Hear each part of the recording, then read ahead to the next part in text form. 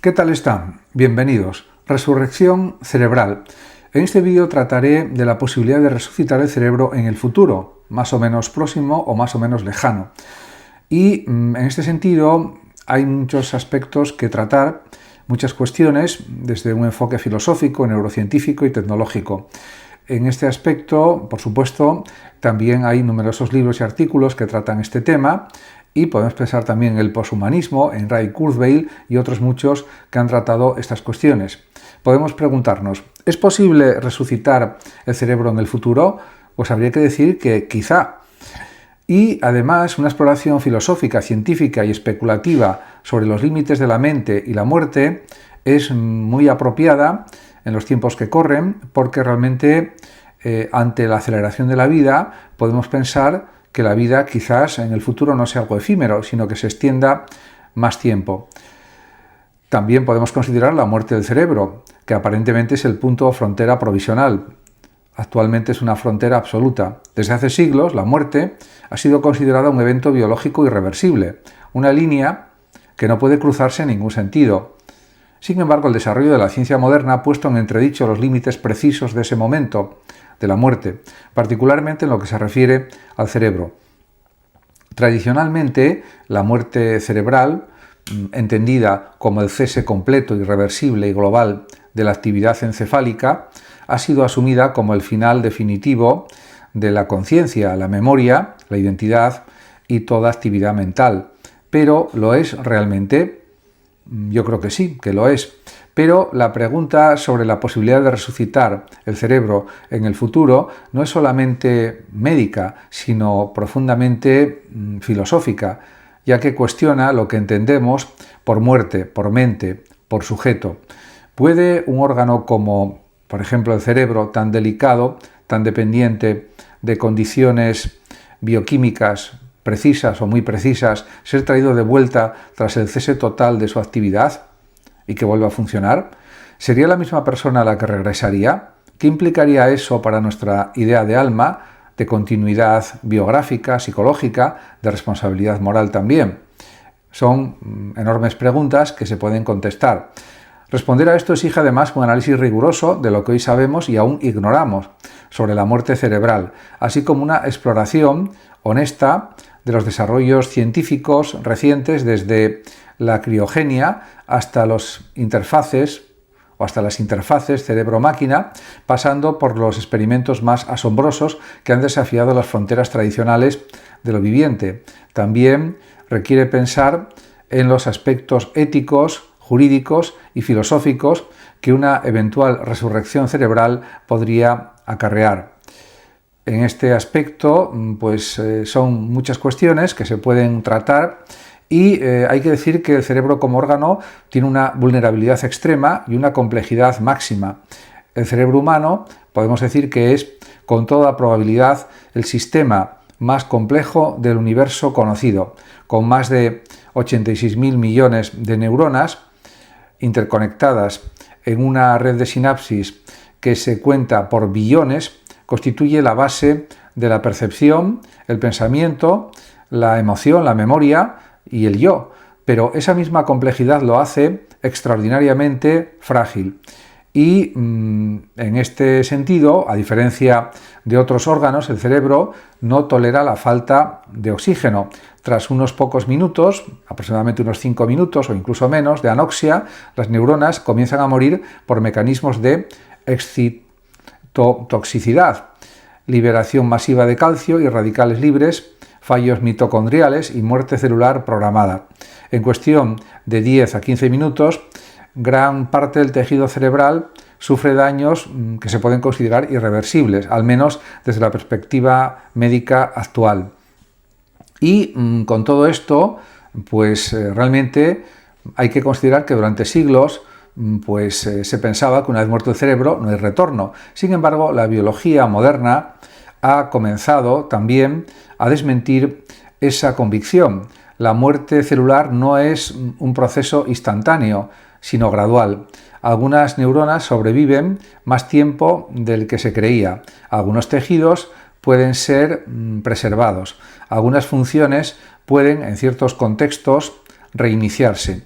Y todo esto es realmente clave para entender todo este proceso de la muerte cerebral.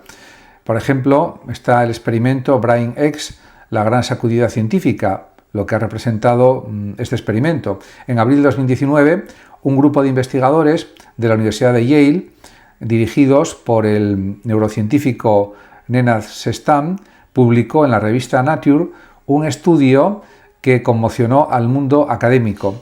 Habían conseguido restaurar funciones celulares y circulatorias en cerebros de cerdos 4 horas después de su muerte. Y esto fue un hito dentro de la investigación biológica y médica. Mediante un sistema denominado BrainX lograron reactivar procesos como la respiración mitocondrial de las neuronas, la actividad sináptica y la expresión genética en diversos tipos celulares, aunque no se produjo ningún signo de actividad eléctrica coordinada, es decir, conciencia. El hecho de que células cerebrales muertas por horas recuperaran funciones vitales desafió todo lo que se creía saber sobre el punto de no retorno, y esto fue un descubrimiento crucial. Sestam subrayó que no se trataba de resucitar un cerebro en ningún sentido tradicional, pero el experimento dejó abierta la puerta a la posibilidad de preservar, reparar e incluso reactivar ciertos procesos mentales en cerebros deteriorados. El límite entre la vida y la muerte cerebral parecía de pronto, de una forma muy novedosa, mucho más difuso, no tan preciso como se creía. Y de esta forma hay que decir que también hay otros procedimientos como la criopreservación, el sueño del cerebro suspendido, por ejemplo, se podría decir. Y en paralelo a estos avances se encuentra efectivamente, todavía en el terreno especulativo, pero técnicamente cada vez más sofisticado, la cuestión de la criopreservación. Empresas como Alcor o Cryonics Institute han ofrecido durante décadas la posibilidad de preservar cuerpos o cabezas humanas a temperaturas de menos 196 grados bajo cero, mediante vitrificación, con la esperanza de que futuras tecnologías puedan reparar el daño celular, revertir la muerte y devolver a la vida a los individuos preservados. Y esto, aunque parece de ciencia ficción exclusivamente, pues se está investigando también. Aunque no existe hasta ahora ninguna evidencia de que un cerebro humano criopreservado pueda ser reanimado sin daño, los defensores de esta tecnología argumentan que las lesiones provocadas por el frío podrían ser reparables en un futuro con técnicas aún inexistentes, como por ejemplo la nanomedicina regenerativa y otras que puedan surgir en el futuro. Más allá del escepticismo que rodea a este campo, la criónica plantea también preguntas radicales. ¿Es la persona preservada aún un sujeto moral? ¿Existe alguna continuidad de identidad?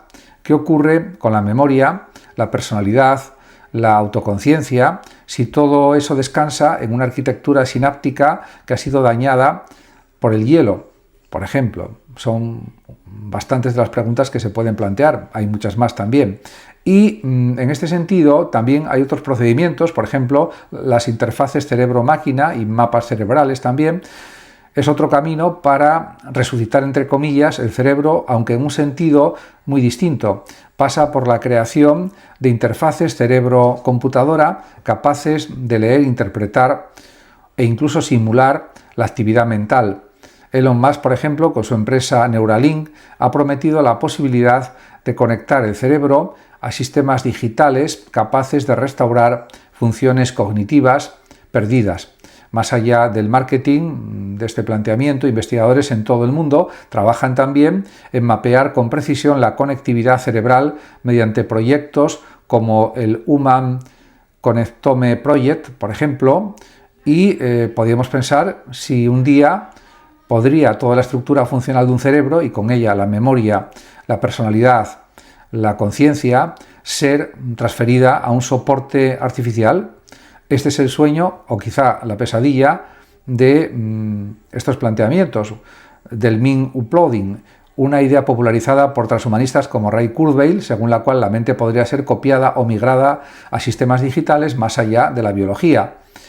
Esto teóricamente sería posible en un futuro próximo, pero está por saber si lo es realmente. Desde un punto de vista filosófico, sin embargo, se trata de una ilusión problemática. Aunque replicáramos cada sinapsis, cada patrón neuronal, tendríamos a la misma persona o a una copia sin continuidad subjetiva. ¿Sería eso una resurrección o simplemente un simulacro de resurrección? Pues yo creo que más bien sería un simulacro, sin ninguna duda.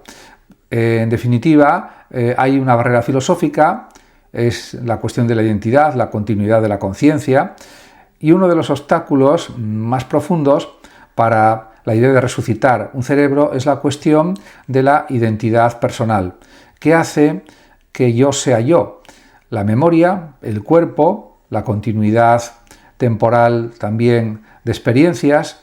Si un cerebro muerto vuelve a funcionar, vuelve a la vida, pero sin recuerdos ni conciencia previa, ¿es la misma persona? Está claro que no lo sería.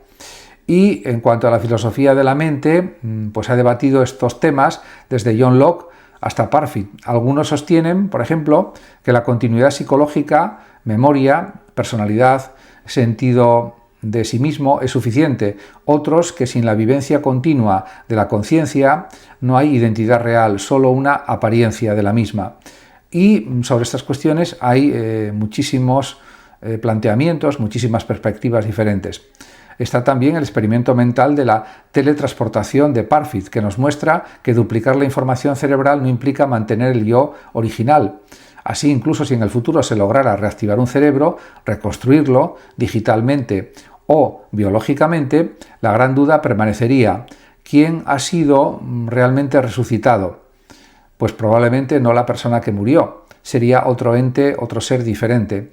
En cuanto a la ética del renacimiento, existen dilemas morales y sociales, o de resurgimiento cerebral. Supongamos que dentro de 100 años una tecnología permite restaurar la función cerebral en un cuerpo clínicamente muerto. ¿Debería hacerse? ¿En qué condiciones? ¿Con qué consecuencias? Todo esto son cuestiones éticas de primer nivel y filosóficas también, lógicamente. La ética médica actual se basa en la no maleficencia, el consentimiento informado y la autonomía del paciente. Pero ¿puede alguien consentir una resurrección futura en condiciones desconocidas? Es una pregunta muy compleja. ¿Tendría derechos la persona reanimada? ¿Y si su entorno, sus seres queridos, su sociedad ya no existieran? ¿Qué se podría hacer? Además, surgirían también problemas sociales profundos, desigualdad en el acceso a estas tecnologías, choque generacional, trauma psicológico por haber vuelto, posibles abusos de la tecnología. La resurrección cerebral, por tanto, plantea en última instancia una reconfiguración radical del derecho, la bioética y el sentido mismo del límite humano. Y todo esto, por supuesto, hay que considerarlo con muchísima atención y con mucha reflexión. ¿Qué entendemos por resurrección? Una reflexión final al respecto puede ser clarificadora. El concepto de resucitar un cerebro mezcla varios niveles. El biológico, recuperar funciones celulares del cerebro; funcional, recuperar la conciencia; psicológico, restaurar la identidad personal; filosófico, mantener el yo; y también espiritual, superar la muerte. Ninguno de ellos es simple, es muy complejo y pueden estar unidos todos ellos. Hoy, gracias a los avances científicos, sabemos que el cerebro no muere tan rápido como creíamos, que ciertas funciones pueden reactivarse y que algunos tejidos pueden preservarse. Pero estamos lejos, también muy lejos, de poder devolver una mente a la vida tal como era pues cuando la persona estaba viva. La resurrección cerebral es por ahora un horizonte especulativo, más bien lejano, pero no es pura fantasía. Los primeros pasos ya se han dado. BrainX, por ejemplo, la criopreservación, las interfaces neuronales, las simulaciones cognitivas. La ciencia avanza y la filosofía debe seguir preguntando hasta dónde queremos llegar. ¿Quién queremos ser? Si algún día, desde el fondo del frío o del silencio, volvemos a abrir los ojos a la vida. Y en este aspecto hay que decir también que todo esto plantea numerosas cuestiones, pero que son analizables desde la filosofía, sin ninguna duda. Creo que todas las investigaciones que se hagan en este sentido son positivas, porque uno de los anhelos que perduran en la vida humana desde siempre es llegar a una vida de más extensión en cuanto al tiempo de vida, una vida de más de 100 años, de 120 años, de 150 o más años, y por lo tanto esto pues siempre ha estado en la mente humana, el no morir, el vivir para siempre, o el vivir cientos de años o 1000 años. Y esto es algo que parece caer en el campo de la fantasía, pero quizás lo que se pueda lograr es vivir en mejores condiciones, sobre todo gracias a los análisis y estudios de reducción del envejecimiento celular y otras tecnologías médicas que están avanzando rápidamente en este siglo XXI, que realmente lo que suponen es abrir un campo de expectativas, de altas expectativas sobre que la vida pueda perdurar más tiempo de lo que actualmente perdura, y que la gente puede llegar en un futuro a vivir 120, 130 o 150 años, quizás. Y quizás en un futuro se pueda realmente restaurar la función cerebral completa y devolver la conciencia a personas consideradas clínicamente muertas décadas atrás. Este futuro hipotético plantea múltiples interrogantes de orden social, ético y personal, eso es indudable, pero es algo que quizá sea posible pues, dentro de quizás 50 años, 100 años, 150, 200 años. Además, una persona resucitada en ese contexto no solo se enfrenta a su propia identidad reconstruida, sino a un mundo transformado. Los años transcurridos pueden haber borrado familiares, amigos, costumbres y estructuras sociales de todo tipo. La desorientación psicológica podría ser devastadora. ¿Cómo integrar un yo anclado en un pasado más o menos remoto dentro de una realidad que ha cambiado radicalmente? Es otro de los interrogantes que se pueden plantear sin ninguna duda. Además, desde la perspectiva de la sociedad, ¿cómo se recibe a alguien que ha vuelto de la muerte? ¿Tendrá derechos y deberes? ¿Cómo se integra en la vida laboral, en las relaciones personales o en el sistema legal? ¿Podrá disfrutar de bienes y servicios? Estas preguntas requieren reflexiones muy profundas sobre justicia, equidad y también reconocimiento de la persona. Muchas gracias a todos por su atención y hasta mi próximo vídeo. El que lo desee puede compartir este vídeo, darle like o suscribirse a mi canal de YouTube. Hasta pronto.